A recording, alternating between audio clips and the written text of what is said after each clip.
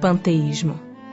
Deus é um ser distinto, ou será, como opinam alguns, a resultante de todas as forças e de todas as inteligências do universo reunidas?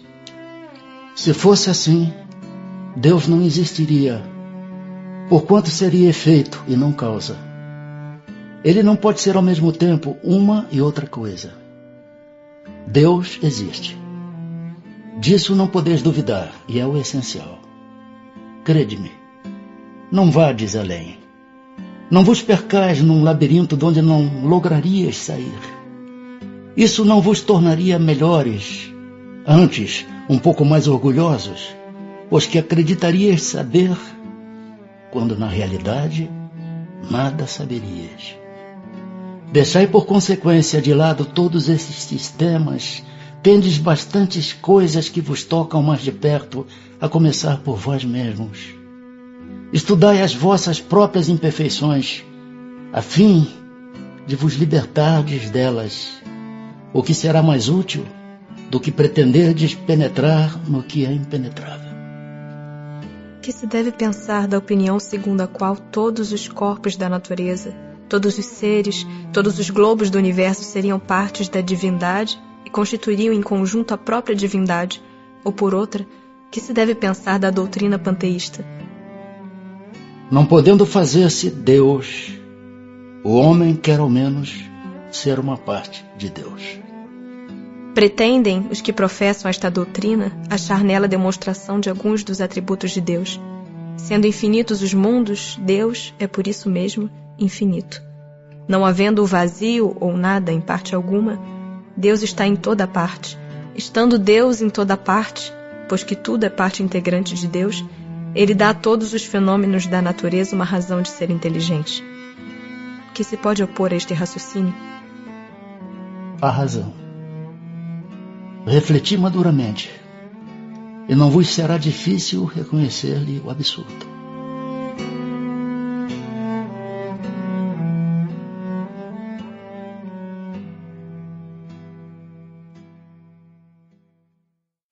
Capítulo 2. Dos elementos gerais do universo.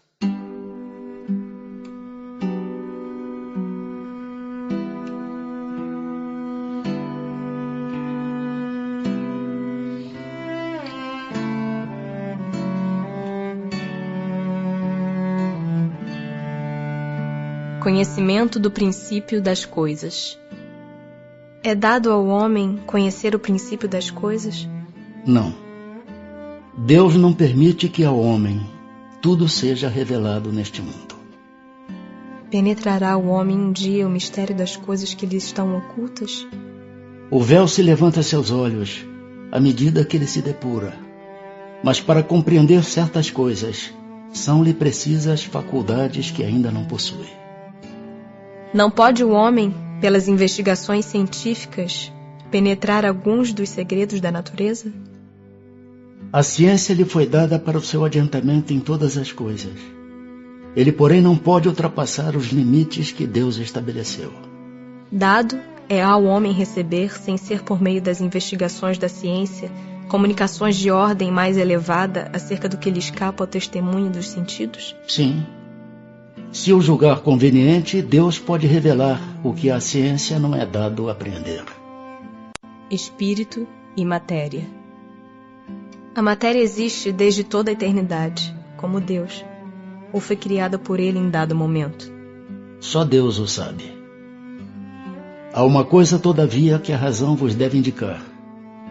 É que Deus, modelo de amor e caridade, nunca esteve inativo. Por mais distante que logreis figurar o início de sua ação, podereis concebê-lo ocioso, um momento que seja? Defina-se geralmente a matéria como sendo o que tem extensão, o que é capaz de nos impressionar os sentidos, o que é impenetrável. São exatas estas definições? Do vosso ponto de vista, elas o são. Porque não falais senão do que conheceis. Mas a matéria existe em estados que ignorais. Pode ser, por exemplo, tão etérea e sutil, que nenhuma impressão vos cause aos sentidos. Contudo, é sempre matéria, Para vós, porém, não o seria. Que definição podeis dar da matéria? A matéria é o laço que prende o espírito. É o instrumento de que este se serve e sobre o qual, ao mesmo tempo, exerce sua ação. Que é o espírito? O princípio inteligente do universo. Qual a natureza íntima do espírito? Não é fácil analisar o espírito com a vossa linguagem. Para vós, ele nada é, por não ser palpável. Para nós, entretanto, é alguma coisa. Ficai sabendo. Coisa nenhuma é o nada, e o nada não existe. É o espírito sinônimo de inteligência? A inteligência é um atributo essencial do espírito. Uma e outro, porém, se confundem num princípio comum, de sorte que para vós são a mesma coisa. O espírito independe da matéria ou é apenas uma propriedade desta, como as cores o são da luz e o som o é do ar? São distintos uma do outro. Mas a união do espírito e da matéria é necessária para intelectualizar a matéria. Essa união é igualmente necessária para a manifestação do espírito? Entendemos aqui por espírito o princípio da inteligência, abstração feita das individualidades que por esse nome se designam. É necessária a vós outros, porque não tendes organização apta a perceber o espírito sem a matéria. A isto não são apropriados os vossos sentidos. Poder-se-á conceber o espírito sem a matéria e a matéria sem o espírito?